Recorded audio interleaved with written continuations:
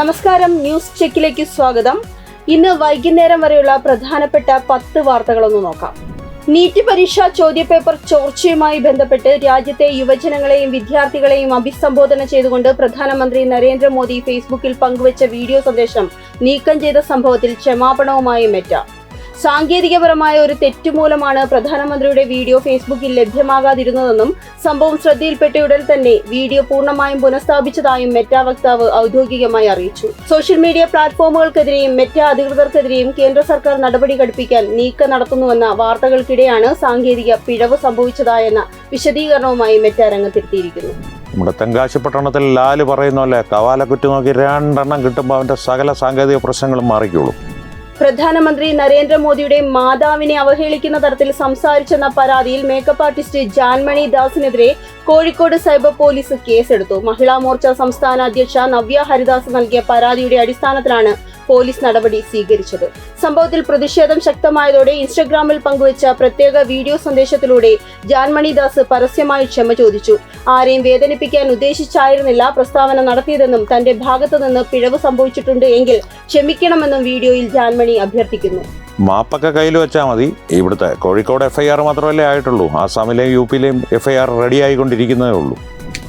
ശബരിമല സ്വർണ്ണക്കൊള്ള കേസിൽ താൻ നിരപരാധിയാണെന്ന് ആവർത്തിച്ച് ദേവസ്വം ബോർഡ് മുൻ പ്രസിഡന്റ് PS പ്രശാന്ത്. നിരപരാധികൾ ശിക്ഷിക്കപ്പെടാൻ പാടില്ല എന്നും കേസ് രാഷ്ട്രീയ പ്രേരിതമാണെന്നും PS പ്രശാന്ത് പറഞ്ഞു.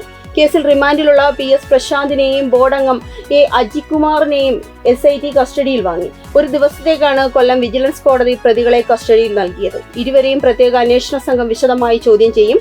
ജൂലൈ 23-നായിരുന്നു പ്രതികളുടെ അറസ്റ്റ്. 2019-ലെ സ്വർണ്ണക്കൊള്ള മറച്ചുവെക്കാനാണ് 2025-ൽ PS പ്രശാന്ത് പ്രസിഡന്റായ ബോർഡ് ചെന്നൈ സ്മാർട്ട് ക്രിയേഷൻസിലേക്ക് പാളികൾ കൊടുത്തു വിട്ടതെന്നാണ് SITയുടെ കണ്ടെത്തൽ. പ്രശാന്ത് പറയുന്നത് കേട്ടാ തോന്നുന്നു ഇതിൻ്റെ അകത്ത് ആകെ കുറ്റവാളിയുള്ളത് അയ്യപ്പൻ മാത്രമാണെന്ന്. എന്താ കഥ? കണ്ണൂർ ജില്ലയിലെ കൊളവല്ലൂർ PRM ഹയർ സെക്കൻഡറി സ്കൂളിൽ +1 വിദ്യാർത്ഥിക്ക് റാഗിങ്ങിനിടെ അതിക്രൂര മർദ്ദനം. ഉച്ചയ്ക്ക് സ്കൂൾ ക്യാന്റീനിൽ നിന്ന് ഭക്ഷണം കഴിക്കുന്നതിനിടയിലാണ് 40ഓളം വിദ്യാർത്ഥികൾ സംഘടിതരായി എത്തിയത്. ഇവരിൽ 6 പേർ ചേർന്ന് കുട്ടിയെ വലിച്ചിഴച്ച് മർദ്ദിക്കുകയും കല്ലുകൊണ്ട് തലയ്ക്ക് കുത്തി പരിക്കേൽപ്പിക്കുകയുമായിരുന്നു. ആക്രമണത്തിൽ കുട്ടിയുടെ തലയ്ക്ക് ആഴത്തിൽ മുറിവേറ്റിട്ടുണ്ട്. സ്കൂളിൽ മികച്ച രീതിയിൽ യൂണിഫോം ധരിച്ചെത്തുന്നതും ജിമ്മിൽ പോയി ശരീര സൗന്ദര്യമുണ്ടാക്കി വന്നതും ചോദ്യം ചെയ്തതാണ് സീനിയർ വിദ്യാർത്ഥികൾ റാഗ് ചെയ്തത്. ഇതിനാണ് അസൂയ എന്ന് പറയുന്നത്. ഒരുത്തൻ മര്യാദയ്ക്ക് ജീവിക്കുന്നത് കാണുമ്പോൾ കള്ളും കഞ്ചാവും അടിച്ച് നടക്കണവന്മാർക്ക് അസൂയ. അങ്ങനെ ഇതിനെ കാണാൻ സാധിക്കുകയുള്ളൂ. അല്ലാതെ എന്ത് ചെയ്യാനാ? വിദ്യാഭ്യാസം പോയ ഒരു പോക്കെ യുവതലമുറ കെടുക്കുന്നുണ്ട്. സ്വകാര്യ ആശുപത്രിയിലെ ശുചിമുറിയിൽ പ്രസവിച്ച ശേഷം അമ്മ ബക്കറ്റിൽ ഉപേക്ഷിച്ച നിലയിൽ കണ്ടെത്തിയ നവജാത ശിശു മരിച്ചു. മലപ്പുറം നിലമ്പൂർ അകമ്പാടത്തെ സ്വകാര്യ ആശുപത്രിയിലാണ് നടുക്കുന്ന സംഭവം നടന്നത്. സംഭവത്തിൽ ചാലിയ സ്വദേശിനിയായ യുവതിക്കെതിരെ പോലീസ് അന്വേഷണം ആരംഭിച്ചിട്ടുണ്ട്.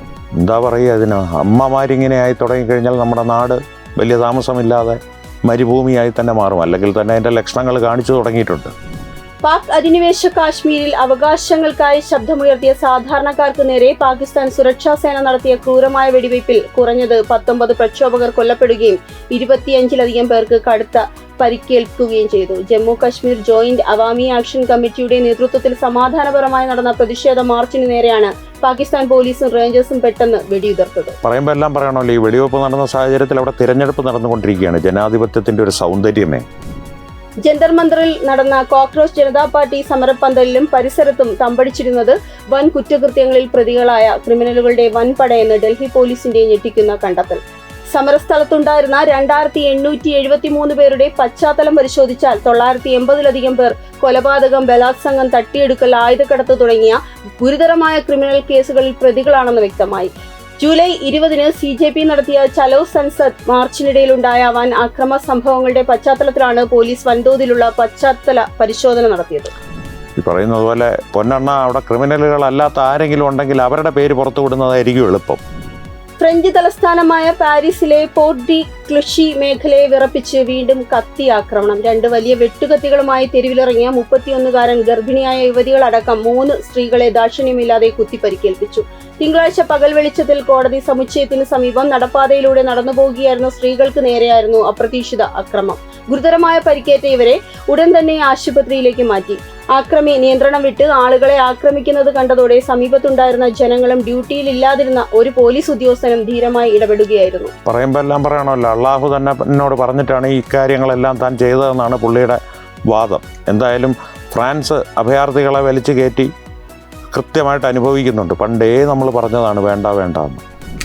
പൊതുപരീക്ഷാ ഭേദഗതി ബിൽ 2026 നാളെ പാർലമെന്റിൽ പാസാക്കാൻ ധാരണ. ബില്ലിന്മേൽ ലോക്സഭയിൽ രാത്രി 10 മണിവരെ ദീർഘിച്ച ചർച്ചകൾ തുടരുമെന്ന് പാർലമെന്ററി കാര്യ മന്ത്രി കിരൺ റിജിജു അറിയിച്ചു. ആദ്യഘട്ടത്തിൽ 6 മണിക്കൂർ നീക്കിവെച്ചിരുന്ന ചർച്ച പ്രതിപക്ഷത്തിന്റെ ആഗ്രഹപ്രകാരം 8 നിന്ന് 10 മണിക്കൂറോളം നീട്ടാൻ സർക്കാർ സന്നദ്ധത പ്രകടിപ്പിക്കുകയായിരുന്നു. Congress, Samajwadi party, DMK, NCP തുടങ്ങിയ പ്രമുഖ പാർട്ടികളിലെ ചീഫ് വിപ്പുമാരുമായി നടത്തിയ ചർച്ചകൾക്കു ശേഷമാണ് കൂടുതൽ അംഗങ്ങൾക്ക് വിഷയത്തിൽ സംസാരിക്കാൻ അവസരമൊരുക്കുന്നതായി സഭയുടെ സമയപരിധി നീട്ടാൻ തീരുമാനമായത്. അപ്പോൾ എന്തായാലും ബില്ല് പാസ്സാകും. ഇനി നാളെ മുതൽ ഈ ബില്ല് പാസ്സാക്കിയതിൻ്റെ പേരിൽ പപ്പു പുറത്ത് കിടന്ന് എന്തൊക്കെ ബഹളം ഉണ്ടാക്കും എന്നുള്ളത് കണ്ടറിയണം. കേരളം ഉൾപ്പെടെയുള്ള സംസ്ഥാനങ്ങളിൽ തൊഴിലെടുക്കുന്ന ബംഗാൾ സ്വദേശികളോട് നാട്ടിലേക്ക് തിരിച്ചുവരാൻ അഭ്യർത്ഥിച്ച് മുഖ്യമന്ത്രി സുവേന്ദു അധികാരി. മുഖ്യമന്ത്രിയുടെ അഭ്യർത്ഥന മാനിച്ച് ഭായിമാർ തിരിച്ചുപോയാൽ ഏറ്റവും അധികം പട്ടിണി കിട്ടുക കേരളത്തിനായിരിക്കും. ബംഗാളിൽ BJP സർക്കാർ അധികാരമേറ്റ ശേഷം വ്യവസായ രംഗത്ത് വലിയ മുന്നേറ്റമാണ് ഉണ്ടാകുന്നതെന്നും വലിയ തൊഴിലവസരങ്ങൾ ഉണ്ടെന്നും സുവേന്ദു അധികാരി പറഞ്ഞു. കേന്ദ്രവും സംസ്ഥാന സർക്കാരും ചേർന്ന് ഒട്ടേറെ വികസന പദ്ധതികൾ നടപ്പിലാക്കുന്നു. പ്രമുഖ പാലുൽപ്പന്ന ബ്രാൻഡായ അമുൽ ബംഗാളിൽ വമ്പൻ ഐസ്ക്രീം പ്ലാന്റ് സ്ഥാപിക്കുന്നതും മുഖ്യമന്ത്രി എടുത്തു പറഞ്ഞു. പ്രവർത്തനം നിലച്ച 25ഓളം തേയിലത്തോട്ടങ്ങൾ ബംഗാളിലുണ്ട്. ഇതിൽ 12 തേയിലത്തോട്ടങ്ങൾ 2 മാസത്തിനകം പ്രവർത്തനം പുനരാരംഭിക്കുമെന്നും സുവേന്ദു അധികാരി പറഞ്ഞു. അല്ലെങ്കിലും സുവേന്ദു അധികാരിക്ക് നമ്മുടെ കേരളത്തോട് കലിപ്പാണ്. ഇനിയിപ്പോൾ ഭായിമാർ പോയില്ലെങ്കിൽ ഇവിടുന്ന് മലയാളികൾ മിക്കവാറും അങ്ങോട്ടേക്ക് പോകാൻ സാധ്യതയുണ്ട് ജോലി തേടി. ഇവിടെയല്ലേ ജോലി ചെയ്യാൻ നമുക്ക് മടിയുള്ളൂ നമ്മുടെ നാട്ടിൽ. ഇതോടെ ന്യൂസ് ചെക്ക് അവസാനിക്കുന്നു. നിങ്ങളുടെ അഭിപ്രായങ്ങൾ കമന്റിലൂടെ അറിയിക്കുക. വീഡിയോ ഇഷ്ടമായ ലൈക്ക് ചെയ്യുക, ഷെയർ ചെയ്യുക. കൂടുതൽ വാർത്തകൾക്കായി ചാനൽ സബ്സ്ക്രൈബ് ചെയ്യുക. നന്ദി, നമസ്കാരം.